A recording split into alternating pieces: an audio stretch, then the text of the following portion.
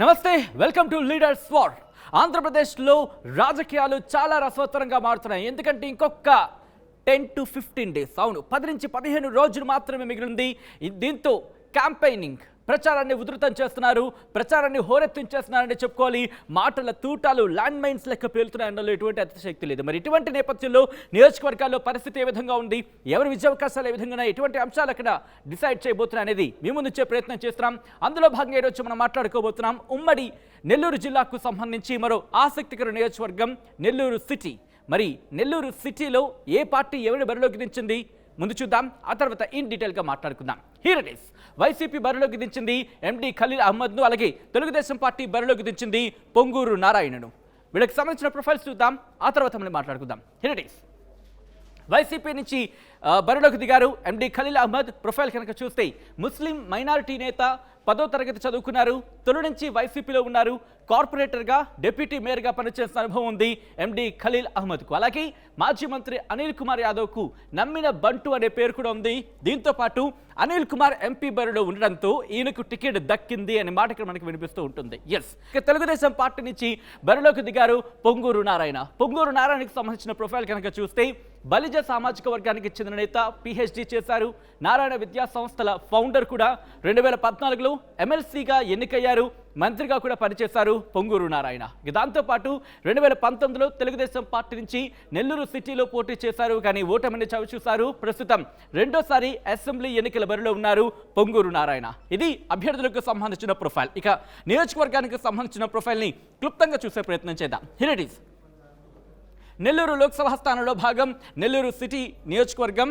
రెడ్డి, బలిజ, వైశ్య సామాజిక వర్గాల ఓట్లు ఇక్కడ కీలకమనే మాట వినిపిస్తూ ఉంటుంది. ఇది నెల్లూరు సిటీకి సంబంధించి క్లుప్తంగా చూసే ప్రయత్నం చేస్తే కనుక నియోజకవర్గానికి సంబంధించి మరి ఇక్కడ సామాజిక వర్గాల పరంగా ఎవరికి ఎన్ని ఓట్లు ఉన్నాయనేది ఒక్కసారి చూసే ప్రయత్నం చేద్దాం. Here it is. ఉమ్మడి నెల్లూరు జిల్లా అంటే నెల్లూరు సిటీకి సంబంధించి మనం మాట్లాడుకుంటే కనుక ఇక్కడ రెడ్డి సామాజిక వర్గానికి సంబంధించి 22,000 ఓట్లున్నాయి.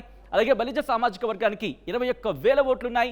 వైశ్య సామాజిక వర్గానికి 17,000 ఓట్లు, అలాగే ముస్లిం సామాజిక వర్గానికి 17,000 ఓట్లు, అలాగే మాల సామాజిక వర్గానికి సంబంధించి 15,000 ఓట్లు ఉన్నట్టుగా మనకి సమాచారం అందుతుంది. ఈ నేపథ్యంలో ఇక్కడ డిసైడింగ్ ఫ్యాక్టర్స్ ఏంటి, ఎటువంటి వ్యూహాలతో అభ్యర్థులు అక్కడ ప్రచారాన్ని హోరెత్తిస్తున్నారు, ఎవరి విజయావకాశాలు ఏ విధంగా ఉన్నాయని తెలుసుకునే ప్రయత్నం చేద్దాం. మా ప్రతినిధి గయాజ్ అప్డేట్స్ అందించబోతున్నారు. గయాజ్, ముఖ్యంగా నెల్లూరుకి సంబంధించి మాట్లాడుకుంటే కనుక హోరాహోరీ పోటీ ఉండే అవకాశం ఉండే తెలుస్తోంది. ఈ నేపథ్యంలో ఎవరి విజయావకాశాలు ఏ విధంగా ఉన్నాయి, ఎవరు గెలవచ్చని చర్చ జరుగుతోంది, అక్కడ అలాగే ఎటువంటి అంశాలు అక్కడ ప్రభావితం చూపించే అవకాశం ఉంది, డిసైడింగ్ ఫ్యాక్టర్స్ ఏంటి విజయానికి సంబంధించి గయాజ్? నెల్లూరు సిటీ నియోజకవర్గంలో వైఎస్ఆర్సీపీ, తెలుగుదేశం పార్టీ పోటాపోటీగా ఎన్నికల ప్రచారాలు అయితే చేస్తున్నారు.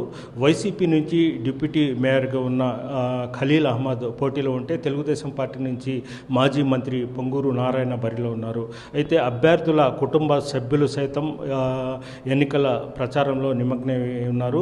ఎండా వేడిమిని సైతం లెక్క చేయకుండా ఉదయం 6 గంటల నుంచి రాత్రి 10 గంటల వరకు వాళ్ళు ప్రచారాలు అయితే నిర్వహిస్తున్నారు. ప్రధానంగా వైఎస్ఆర్సీపీ అభ్యర్థి ఖలీల్ అహ్మద్ వైసీపీ ఆవిర్భావం నుంచి పార్టీలో ఉన్నారు. అయితే ఆయన గతంలో కార్పొరేటర్గా గెలవడం జరిగింది తొలిసారిగా. తర్వాత రెండవసారి కూడా ఆయన కార్పొరేటర్గా గెలిచిన తర్వాత డిప్యూటీ మేయర్ అయ్యారు. అయితే ఆయన ఎమ్మెల్యేగా ఉన్న అనిల్ కుమార్ యాదవ్ ముఖ్య అంచెరుడు కూడా మనం చెప్పుకోవచ్చు. రాష్ట్ర ముఖ్యమంత్రి వైఎస్ జగన్మోహన్ రెడ్డి నెల్లూరు సిటీలో మైనార్టీ ఓటర్స్ ఎక్కువగా ఉండడం వల్ల మైనార్టీకి టికెట్ ఇస్తే బాగుంటుందని భావించినప్పుడు ఖలీల్ అహ్మద్ పేరును ప్రస్తావించడంతో రాష్ట్ర ముఖ్యమంత్రి వైఎస్ జగన్మోహన్ రెడ్డి వైఎస్ఆర్సీపీ అభ్యర్థి నెల్లూరు సిటీ నుంచి ఖలీల్ అహ్మద్ను ప్రకటించడం జరిగింది. అయితే ఖలీల్ అహ్మద్ ఎలాగైనా గెలిపించుకొని రావాలని కూడా గత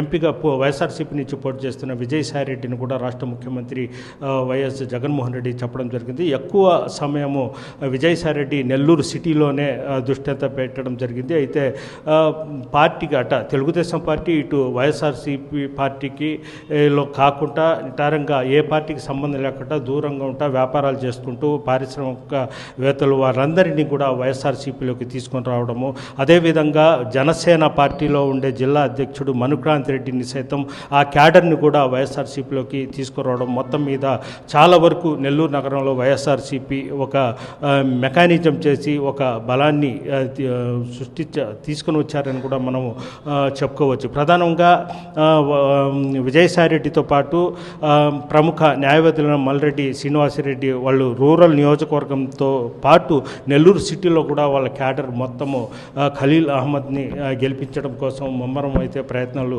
చేస్తున్న అయితే తెలుగుదేశం పార్టీ విషయానికి వస్తే తెలుగుదేశం పార్టీ అభ్యర్థి పొంగూరు నారాయణ గతంలో 2019లో ఆయన వైఎస్ఆర్సీపీ అభ్యర్థి అనిల్ కుమార్ యాదవ్లో స్వల్ప ఓట్లతో ఆయన ఓడిపోవడం జరిగింది. అయితే ఆయన 2014లో ఎమ్మెల్సీగా ఉంటూ మంత్రిగా పనిచేసినప్పుడు నెల్లూరు నగరంలో చాలా అభివృద్ధి పనులు చేపట్టడం, అదేవిధంగా 2019లో ఆయన స్వల్ప ఓట్లతో ఓడిపోవడంతో ఆయన కొంత సింపతి ఉంది. ఖచ్చితంగా అభివృద్ధి గతంలో చేసిన అభివృద్ధి పనులకు ఈసారి ఖచ్చితంగా రేపు జరిగే ఎన్నికల్లో నెల్లూరు సిటీ ప్రజలు ఖచ్చితంగా పట్టం కడతారనే ఆశాభావం అయితే తెలుగుదేశం పార్టీ వారంతా చెప్తున్నారు. అదేవిధంగా మైనార్టీలు, అదేవిధంగా ఎస్సీ ఎస్టీ రెడ్డి సామాజిక వర్గం క్రైస్తవులు మొత్తము ఓట్స్ మొత్తము వైఎస్ఆర్సీపీకి అండగా నిలిచి అదేవిధంగా సంక్షేమ పథకాలు పనిచేస్తే మాత్రం ఖచ్చితంగా ఖలీల్ అహ్మద్ గెలిచే అవకాశాలు ఉన్నాయి. అయితే ఏదైనప్పటికీ ఇద్దరి మధ్య గట్టి పోటీ ఉన్నప్పటికీ తెలుగుదేశం పార్టీ అభ్యర్థి పొంగూరు నారాయణ ఒక్క అడుగు ముందులో ఉన్నారని కూడా మనం చెప్పుకోవచ్చు. Right gas, thanks for updates. మొత్తంగా అయితే మాత్రం నెల్లూరు సిటీలో మాత్రం ఉత్కంఠ పోరు తప్పదా అంటే అవుననే మాట వినిపిస్తుంది. ఇప్పటికే ప్రచారం పీక్స్కి చేరుకుంది. ఈ నేపథ్యంలో అక్కడ ఏం జరగబోతుందనే ఒక ఉత్కంఠకర చర్చ మాత్రం జరుగుతోంది. సో ఏం చేయబోతున్నారు అక్కడ ప్రజలు, ఎవరిని తమ ఎమ్మెల్యేగా అసెంబ్లీకి పంపించబోతున్నారనేది మే 11న డిసైడ్ కాబోతోంది. ఫలితాలు జూన్ 4న రాబోతున్నాయి.